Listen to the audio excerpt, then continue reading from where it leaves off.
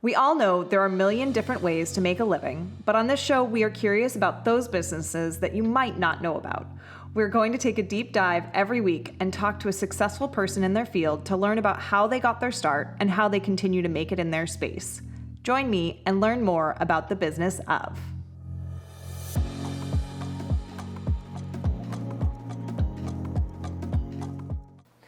Hi, welcome back to the business of classic cars. We're here with John Buonanno from Black Horse Garage, and he's going to tell us all about his amazing, cool business and kind of how he got into the car business, and also being a family business, how that has, how he's expanded it over the last few years. Italian family business. Italian family business. So a family business already has that, and then Yes. you add the Italian in, now you got total chaos. Now you have total chaos. So give me a little bit of history on how Black Horse Garage started. Well, my father, like, I have too many family members, but like I feel more like I'm the Danny DeVito side of it. If you ever saw that movie with Arnold Schwarzenegger, Yes, right? a twins. The twins. Okay, yeah. all right, yeah. And my dad would be Arnold Schwarzenegger. You know what I mean? So. Except you guys weren't born at the same time. I make Arnold Schwarzenegger, my father Frank, feel bad, for me like Danny DeVito, and that's the way it goes. But he really was the whole star and the whole. Well, actually, my grandfather. It's a really neat story. So my grandfather. They came, obviously from Italy, and European, sports cars. This was going into, the 40s and in the 50s. So European had sports cars, but the United States, we had the big Duesenbergs. We didn't even have sports cars at that time in the 50s in the United States. So my grandfather was, just a huge, like most Italians are. Ferrari is a precious thing for us. So. He sold his life insurance policy to buy a 52 212 Inter, pretty important car, one of 3 Ferraris. And my grandmother and him used to bicker. It was his mistress. It was like he would take the wire wheels off, and they lived in Mount Vernon, and he would put it in the bathtub. So I had one of those grandmas, Italian grandmas, where like, when she passed away, we took the plastic off the couch. And my first thought was like, it was like totally preserved. Like the plastic really does work, But anyway. Super comfortable to sit on while it's there, but so needless to say, a grease ring around her bathtub was like not a good thing. No. But the car was so special. Right. He'd be like, those are, This is what we do. Wheels, right. like those are sacred. They deserve to be in the bath with us. So anyway, he loved it. He would go and wax it and take care of it, and really appreciated the workmanship in it. And my father was this kid that just had to put stuff together. Started off with models, and these aren't like models in our day and age. This was like, if you ever saw a model kit from the 50s. Yes. It was like they give you the balsa wood. You have to cut it out. It wasn't like pressed, right? So he would make these extraordinary models and like just be tinkering and everything. And at the age of 15, I mean, he was so advanced, a prodigy type situation, that he rebuilt the engine on my grandfather's car, the 212. So anyway, they went to Canetti, where Luigi was his son, and they had Canetti Motors right in Manhattan. And they just started. None of this was really like a big deal. Ferrari was a small company, not like it is today. And they went to get parts, and they were like, who's working on a Ferrari engine? Like, there's no one in the United States. Like this, Ferrari's just landed. And they hired him right away. They hired your dad right away? My grandfather was this really outgoing guy, like really opposite, probably, I don't want to say the opposite of me, but like much better looking, much taller, probably classier. Yeah, he was the opposite of me, But anyway. Not true. But anyway, so they hired him right away, and he started working with 2 guys, Alberto and Alfredo, that were the engine rebuilders for the North American racing team, and they worked at Canetti Motors. And that's how he got his start. And then he never planned on staying in the car business. He went to Emory-Riddle, and he got a degree in aeronautical engineering. That was another passion of my grandfather's too. Okay. And just kind of kept on getting sucked back in it. So he had a long career with Ferrari, one of the first Americans to ever work for Ferrari. And then, you know, he got pretty bored. You know, for him, he was a guy that's why we work on so many different cars, because it was the same thing over and over, and he needed something that would mentally challenge him. That was the type of guy, like, it was always about the project, whether it would be that little model plane that he worked on to, you know, a Ferrari engine. But he needed something that was going to grow. I guess he was always looking for the next challenge. Right. So when my grandfather passed away, remember he sold his life insurance for the Ferrari. Well, they sold the Ferrari and it ended up being way more than his life insurance. So it worked out really well. Great investment, return on investment. So I could talk from experience when I tell you to buy collector cars, you know. But my dad took out a loan from some of the proceeds that he paid back like 10 times. I remember when I first started working for my father, he was still sending checks to my grandma, you know. And he would make sure, you know, it was pretty neat. But he opened up Black Horse, and then we started working on all different makes. And what he really wanted to inspire to do is not just specialize in one car. You know, it takes a lot to go and win like a national concourse, you know, with the Ferrari, right? Like you really got to be on point. And for those of us who aren't in the car speak industry, concourse is like a contract, or is that like?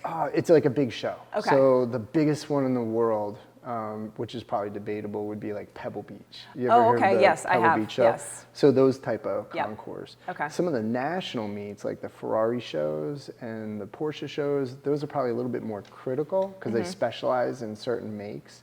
But you know, there's some top level concourses that the judges are pretty incredible. You know, teams of them. And winning that award would be like making the pros, or, you know, I don't know if it would be like as hard as winning a Super Bowl, but in that category. Wow. You know? And he wanted to do it with different makes. He already had Ferrari, so he wanted to do the second one he wanted to do was a Rolls Royce, and then won nationals with that, and then a Porsche, and then a Mercedes. So he thought it would be a lot more. He wasn't out to impress anybody. Like he would never market or go out and toot his own horn, but he wanted to know that he was the best at his field. And by doing that, he wanted to win all the major awards, which he accomplished. And he accomplished a lot more. So, you know, for me, for me, it's more of, I think just trying to do the best I possibly can, like, you know, with my abilities. Like I want to be the best, and I think it's hard to ever say you're the very best, but I can always try, you know, do my best effort and try to achieve that, you know, and I think that's what Black Horse stands for and represents. And the story, you know, not to be too long-winded, but you know, that's really what the symbol Black Horse means, being Italian. You know, my dad, my family was really mourning. Like my grandmother wore black for, you know, months. And my dad was reading the Grimm's fairy tale. It was like an Iron John story, and it talked about, this is the short version, but it talked about all these different stages of life and represented them with horses. And Black Horse was when you're in your prime. You know, it's kind of like a prize fighter. You know, they got their speed. You know, they're in a place in their life where they're fully dedicated to it. Like they got the experience though, so these things are slowing down for them, and they're just at the pinnacle.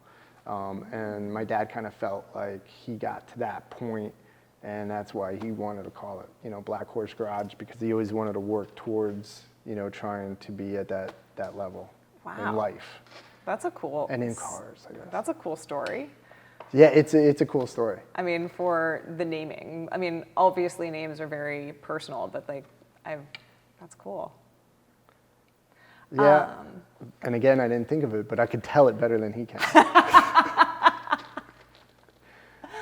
So did you always know that you wanted to go into the car business? No, I didn't want to go near the car business at all. Growing up, like I was so into sports, you know, and I kind of feel it. I have a 9-year-old son, I have a 12-year-old daughter.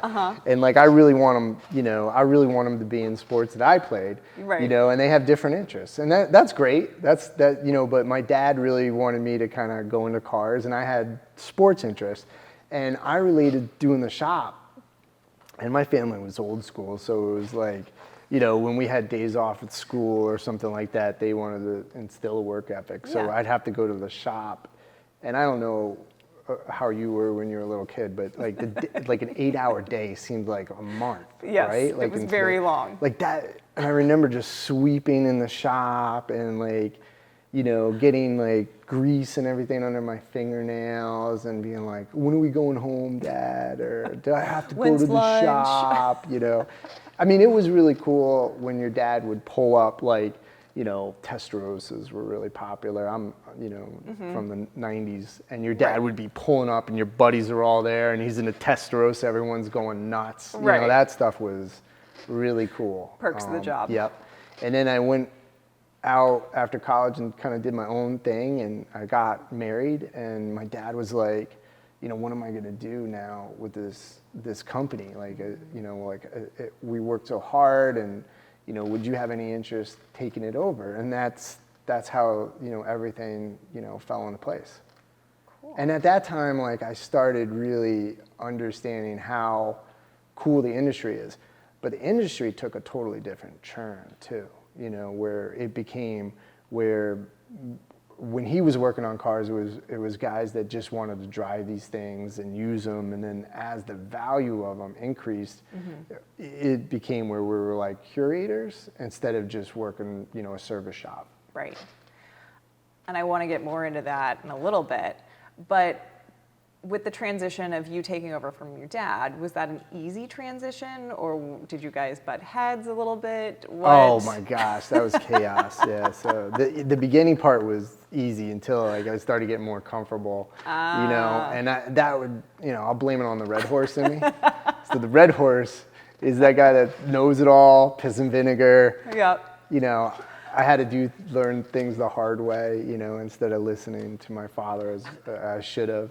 And I had some, I think, pretty good ideas. You know, they panned out pretty good. You know, things that we added on. You know, he definitely had certain strengths. I had, you know, certain strengths, and I think Black Horse today kind of is an evolution of things that he did really well, and then things that, you know, come easier to me, and you know, quite frankly, things that I enjoy and I'm passionate a lot more about, which would be, you know, we're way more into the sales and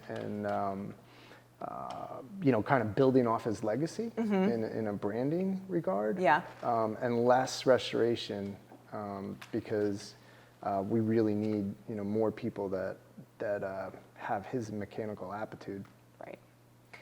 We're going to take a quick break, and we're going to get more into building off the legacy.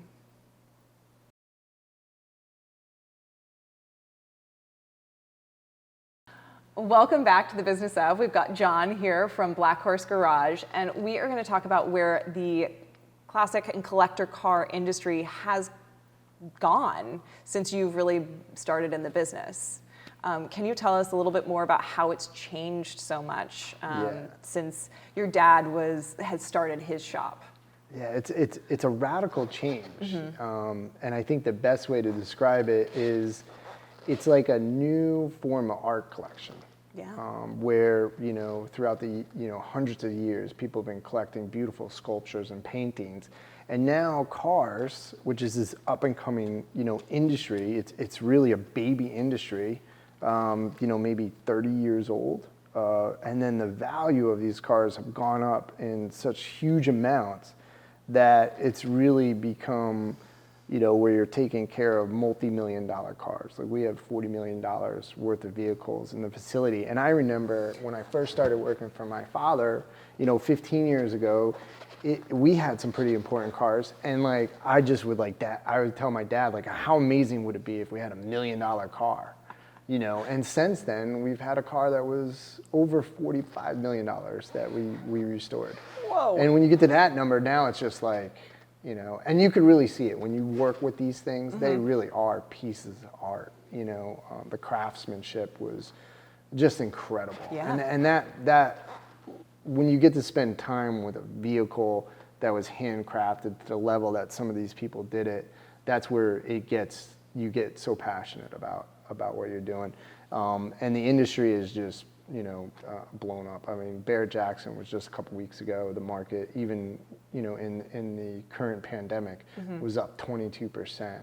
And, so there's so much opportunity for someone young getting into it. And we really need those people to help service and keep these cars, from deteriorating. They just sit there and they deteriorate. So Right. we need to take care of them. So one of the challenges that you are seeing with Black Horse is that there's not as many people who want to actually do the restoration. Yeah, well, electric cars are the future. Right. Right? So in not very long, almost every car is going to be electric. So if you're looking, it's a problem. It's a big problem for the industry right now. And there's people like the Piston Foundation that are doing charity events constantly and trying to get scholarships to build schools, restoration schools, and to get younger guys trained in carburetors. And because people aren't really seeing a viable career in combustible engines, we're trying to bring to light some of the opportunities that this industry can give younger people. And we're hoping to create a legacy school for my father, that he built the curriculum. And that, I think at the end of his career when he was retiring, was probably the thing that he was most passionate about, is passing down the knowledge, the 55 years of knowledge of working on so many different cars. It would be such a shame to let that kind of knowledge just disappear. So we're working really hard with a number of institutions to try to put in a Black Horse restoration school, and we're really excited about it. And we've kind of wrote the book of how we want to teach those students. And it's not just, sometimes in the past educations, it would be like you remove and replace that part. It would be trying to really get them to understand how that component is supposed to work. And if we can build that kind of foundation on the younger generation, they can really solve a lot of different problems on different makes because they understand how the principles of the component's supposed to work. I don't know if that makes any sense. No, I think... But that would be, I think, our competitive advantage that my dad would try to achieve with the school. Right. I think that's a great way to, not only have a bigger purpose with his legacy, but then also be able to build a stream of people who could come work for you guys. And then they've been trained in, well. So that's really, that's my motivation of the school. I care about my dad's legacy, but we really need more mechanics. Yeah. Very cool. Well, we're going to take another quick break, and we'll come back and speak more with John.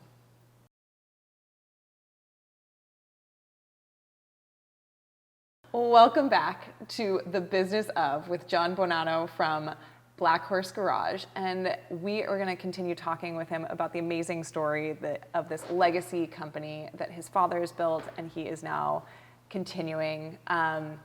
Tell us a bit about the turning point where you knew that things were going to be different for Black Horse Garage. The legacy has always been there, the attention to detail, the attention to just high performance, but getting to, where you guys are currently in. Yeah, it's been so challenging.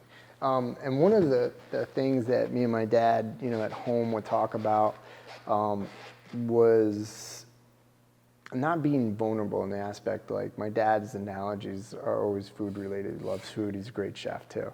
But he so he always has these business analogies is like, if you pay for a good steak and it's good, you don't mind paying a lot of money for it as long as it meets your expectations. But if you pay a lot of money and it's not good, those kind of things, right? Okay. So we were always concerned because I wasn't a mechanic and I didn't have that mechanical aptitude that my father had.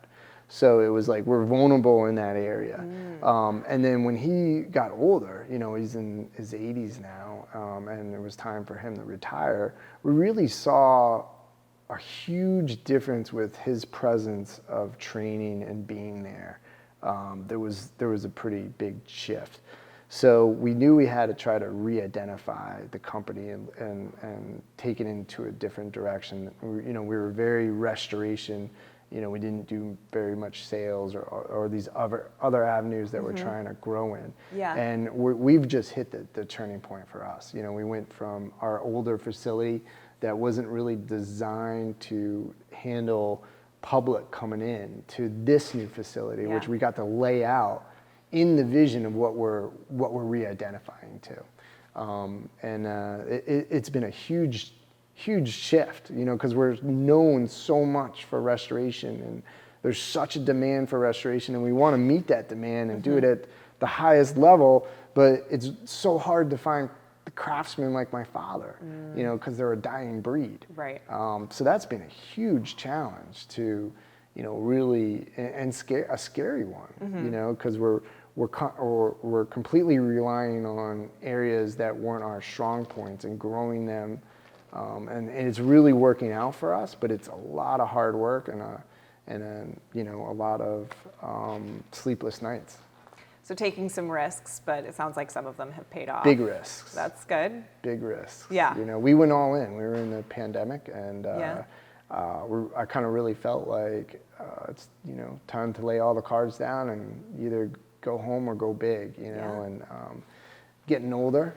So I was like, if I'm gonna take such a significant risk, I'm gonna have to do it I'd rather do it when I'm a little younger.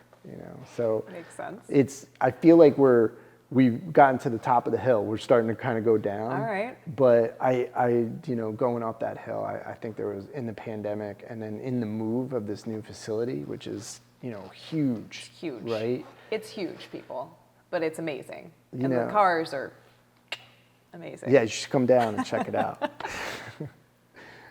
So it was. I don't want to ever do it again. Yeah, fair enough. Well, maybe like down the road, when I forget about all the pain and Right. It's like having a newborn baby, where you forget about how bad those first couple of weeks, months are, and then. Oh, I was the worst. When I got to be careful, because we just were talking about, I posted a photo on Facebook of my son being born, and my wife was like, "Are you kidding me?" She was laying on the table, I couldn't have gotten a worse shot to post on social media, Danny DeVito. So tell me a little bit more about the businesses that you guys are pivoting into, and the risks that you guys have taken beyond this new facility. What sort of businesses have you're still doing the restoration, but now you've added or pushed into other components of the business that probably weren't so big before? Yeah, I'm so excited about it. Yeah. Obviously, I'm passionate about it, and really, what we're to sum it up, what we're trying to do is create one of the best car destinations, not only on the East Coast but in the country. We have $40 million worth of cars here, 130 cars, really special, unique cars, and not just one make. Right. So for people that are really into cars, they'll see stuff that will blow their minds away. And then people that aren't really interested in it, just because of the building and the layout, and I think all the hard work and evolution of Black Horse, the way that we kind of go about our business, has made it a real destination. So we want people to be able to come in and share this passion and experience that we have, and we want it to be really grassroots and transparent. Like when we get the school going, or we get the brewery going, and we get all the different merchandise, we want that to have workshops. So not only is it where you can look at it and watch it going on, right? With the guy making the pizza. How cool is that when you see him flipping it? Right. You can see the guys working and restoring the cars. You can see the students, down below. We're gonna have live stream cameras working on different cars. So it's a really interactive. The brewery, you'll be able to go in and see all of the beer masters and different stuff. So it's like you're inside working with the guys and then hopefully drinking a lot of the fruit of their labor, right? And then it's just fun because you can make all kind of car themed stuff, you know, like we get very particular, and I'm sorry people, I know there's probably a lot of people that don't know how to drive manual. We call you guys slush boxes. Oh. So we have a girly seltzer drink that we're making that we're calling slush boxes, so we can just be typical gearheads and joke around. I am not a slush box, for the record. I do drive a manual car. Oh, that goes a long way in our books. There you go. Through the streets of San Francisco is how I learned. Wow. The hills. Man. Yeah. Did you go through a lot of clutches or? No. Actually, no, I didn't, surprisingly. Oh, that's awesome. But yeah, I mean, it was a BMW, so it was a really well-made car. So in the car world, you tell someone that story, they'll give you a lot of, you got a lot of street cred. Sweet. Now I've got some car street cred. Did not have any coming in here. So you guys are building out the space. How did you come up with this idea to make this a car destination with like the brewery and bringing in the brick oven pizza? Like, where did this idea come from? It started becoming a problem. Okay. You know, the shop was really set up. Like when you walked into our shop, it was like walking into a manufacturing area. Like it wasn't where, you know, you would want people mingling around and checking stuff out. But we had so many people coming in because the word of mouth just went around that we had this, you know, you could go into this place and see these guys working on these cars. You could see amazing cars. You could see all these, you know, different parts of the restoration and then like so many facets of the restoration world in one place. And they would start coming down and just hanging out, you know, and a lot of the guys that own these cars are pretty important people. So it's not like you can just kick out some, you know, big CEO because you got to go back to work, right. You know? But at the same time, a lot of distractions like that can affect your business. Right. And we were like, it was kind of like one of those things where we were sitting there and we're like, well, if you can't beat them, join them. And we were like, you know, let's try to figure out how we can monetize it, make it an experience, open up the gates and go with it. And we've designed this entire facility to meet those needs. That's awesome. The facility is beautiful. If you guys do get a chance to visit, it's here in Bridgeport, Connecticut, and I can't wait for you guys to build out the space for the brewery. There's also Black Horse Brewery. Beers are delicious. I'm not a seltzer girl because I'm not a slush. I drink seltzers sometimes. I don't want to offend anyone that drinks seltzers, but I will offend you if you don't try to drive manual. I will call you a slush box. Slush box. Sorry. You can make fun of me all you want. I can take it a little sensitive Italian. But I'd like to get you in a car. Now that we know you drive manual, let's do this in the summertime. We got a big parking lot. Great. Now, have you ever done a donut? No, I've not. Would you like to learn how to do some Yeah. donuts? Uh-huh. You know, something like that Shelby Mustang. That makes it really easy. That would be cool. That would make me very nervous, but yeah. Maybe your camera guy could put some GoPros on. Totally. And we'll teach you how to light them up. All right, let's do it. Well, thank you so much. This was lovely speaking with you, learning more about the classic and collecting cars industry. And Black Horse Garage is such a beautiful destination, even for somebody who's not super into cars. They are works of art, and you guys have some wonderful masterpieces here. So thank you. Thank you so much for saying that. I mean, we work so hard, and that means so much. Yeah, you can tell. You guys work really hard, and it definitely is reflected in your space, in your business, and in the cars you guys have. Awesome.